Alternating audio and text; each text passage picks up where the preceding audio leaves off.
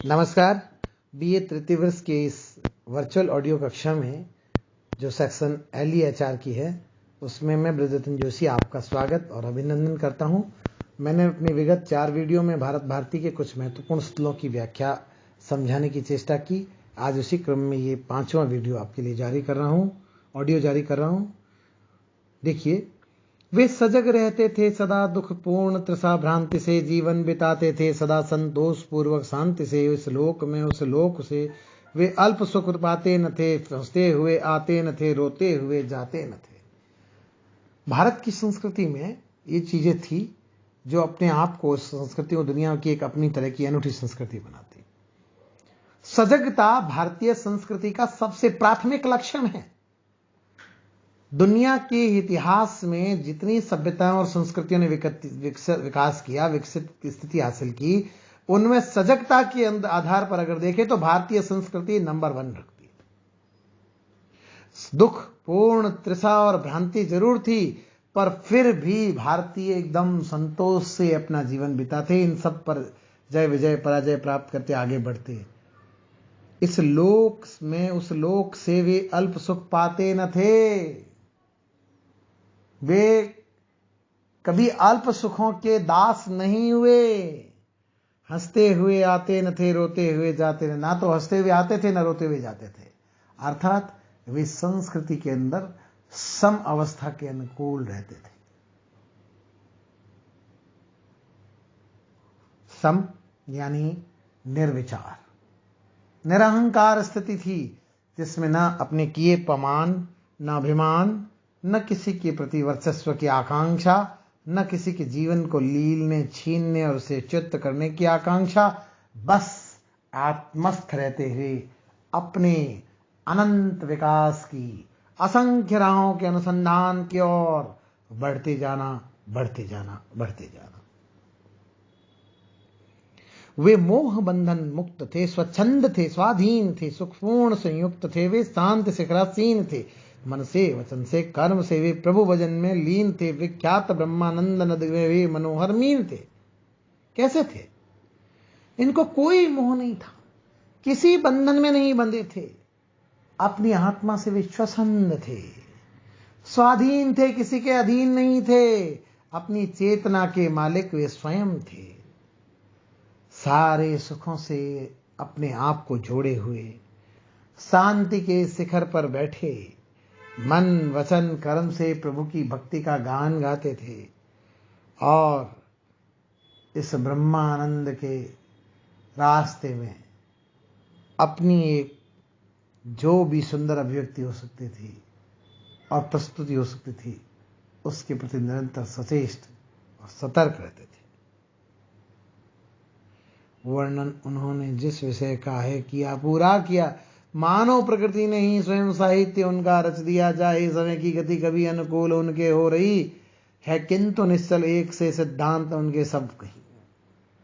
देखिए, जो बहुविघ्न बाधाओं से घबराते नहीं, जो विपरीत समय में धैर्य का प्रदर्शन करते हैं और आपद धर्म में भी मानवीय गरिमा और संतुलन और विवेक का इतिहास रचते हैं, ऐसी संस्कृति थी।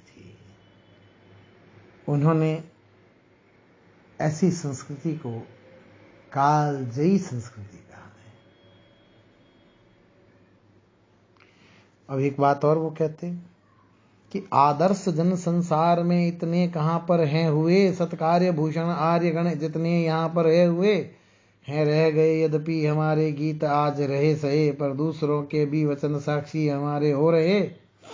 दुनिया की संस्कृति में जितने महान नायक भारतवर्ष की भूमि ने दुनिया को दिए, उतने आज तक किसी ने नहीं दिए। क्या दर्शन, क्या विज्ञान, क्या व्याकरण, क्या भाषा, क्या धर्म, इन सब की व्याख्याओं में जितनी गूढ़ सूक्ष्म दृष्टि और तार्किकता और वैज्ञानिकता के साथ विषय को चुनौती देने वाली उद्बोधन या भाषण जितने भारतीयों ने दिए हैं, दुनिया के अन्य विद्यार्थी उतना नहीं दे सकते।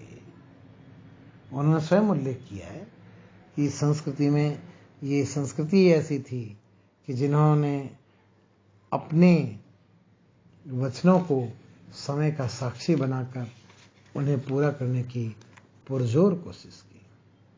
कैसे कैसे लोग थे यहाँ।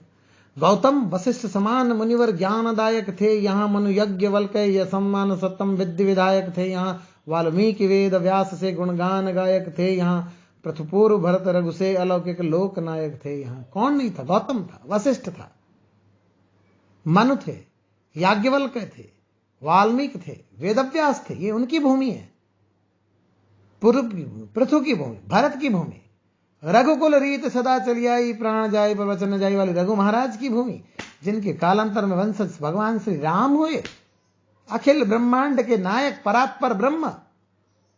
ऐसे अनूठे नायकों की लीला स्थली भला क्या कभी कमजोर हो सकती है?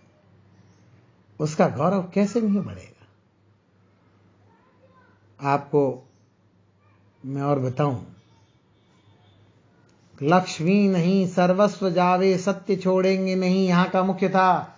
चाहे अनंत धन का विनाश हो जाए पर सत्य की राह नहीं छोड़ेंगे। हमें सत्य चाहिए, धन नहीं चाहिए। अंधे बने पर सत्य से संबंध तोड़ेंगे नहीं।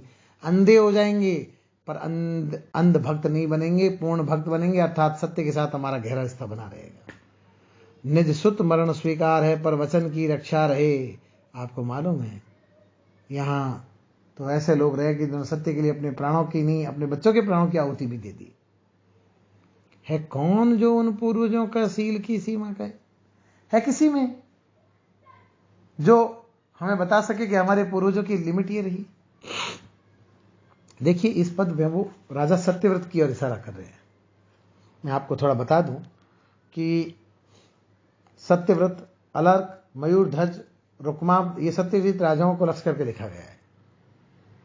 सत्यव्रत की था क्या है वो मैं आपको बता दूं। राजा सत्यव्रत का नियम यह था कि उसके बाजार में जो चीजें बिकने के लिए आवे, यदि दिन भर में ना बिके तो शाम को स्वयं राजा उन्हें खरीद लेगा। राजा सर्वदा इस नियम का पालन करता था। एक दिन एक लोहार लोहे की बनी हुई शनिचर की मूर्ति लाया और कहने लगा, इसका मूल्य 1 लाख रुपए है। जो कोई इसे खरीदेगा उसे लक्ष्मी, धर्म, कर्म, यश आदि सब छोड़ जाएंगे। उसकी ऐसी बातें सुनकर मूर्ति किसी ने नहीं खरीदा। पर नियमानुसार राजा का तो नियम था कि बाजार में हर चीज खरीदता था। उसने सब कुछ जानते सुनते हुए कि इसके बाद लक्ष्मी चली जाएगी, राज्य चला जाएगा, उसने उसको खरीद लिया। अपने नियम को नहीं तोड़ा। आधी रात के वक्त एक सुंदर स्त्री ने आकर राजा से कहा, मैं तुम्हारी राजलक्ष्मी हूं, तुम्हारे यहां शनिचर आ गया है, अब नहीं रह सकती, मुझको विदा कीजिए। राजा ने कहा, जाओ। इसी तरह धर्म, कर्म और यश भी विदा हो गए। धर्म भी चला गया, कर्म भी चले गए, यश भी चले गए। अंत में सत्यदेव आए, बोले, हे राजा, मैं सत्य हूं, शनिचर के कारण मैं अब नहीं रह सकता, जाता हूं। राजा ने उठकर हाथ पकड़ लिया, कहा, लक्ष्मी, धर्म और यश तो यहां से भले चले जाए, पर आप कहां जा रहे हैं? आपको रखने के लिए ही तो मैंने शनिचर की मूर्ति ली है। सत्य से उत्तर देते न बना।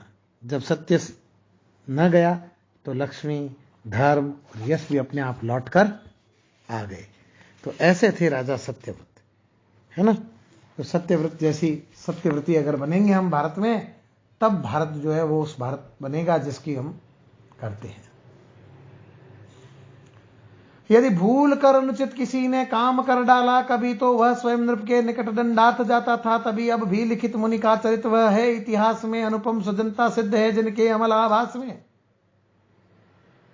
अब आप देखिए, शंख और लिखित नाम के 2 भाई थे और दोनों बड़े तपस्वी थे, सदाचारी थे, बाहुदा नदी के किनारे रहते थे और दोनों के अलग अलग आश्रम थे। दोनों अपने आश्रमों में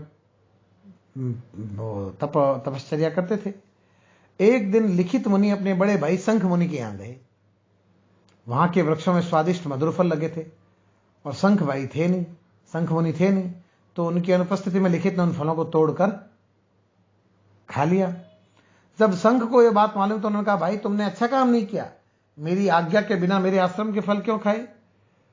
जो हो तुम चोरी के अपराध के अपराधी हो, अतः तुम्हें चाहिए कि तुम राजा के पास जाकर दंड की प्रार्थना करो। अब आप देखिए क्या गजब की बात है कि बड़े भाई की बात सुनकर छोटा भाई तत्काल जो लिखित मुनि था वो राजा सुद्यम्न के यहां गया और कहा कि मैं चोर हूं, मुझे दंड दीजिए। राजा ने कहा कि तुम तो चोर नहीं, तुम तो सत्यवादी हो, सच बोल रहे हो, मैं तुम्हें क्षमा करता हूं। राजा के दंड देने से पाप दूर हो जाता है और क्षमा कर देने से पाप और दूर हो जाएगा, जाइए। पर लिखित मुनि नहीं माने। निदान स्वरूप उनके दोनों हाथ काट डाले गए, क्योंकि उस राज्य में नियम था जो चोरी करेगा उसके दोनों हाथ कटेंगे। तो लिखित मुनि ने अपने भाई की आज्ञा से दंड से अपने दोनों हाथ कटा लिए और फिर अपने भाई से क्षमा मांगी और आश्रम में जाकर अपनी तपस्या में लीन हो गए। ये भारत भूमि तो ऐसे लिखित भूमि मुनि की भूमि है। यहाँ तो ऐसे लिखित मुनि है, सत्यव्रत जैसे राजा है। तो इसकी महानता को कौन कोई लग सकता है। शेष अगले कालांश में। धन्यवाद।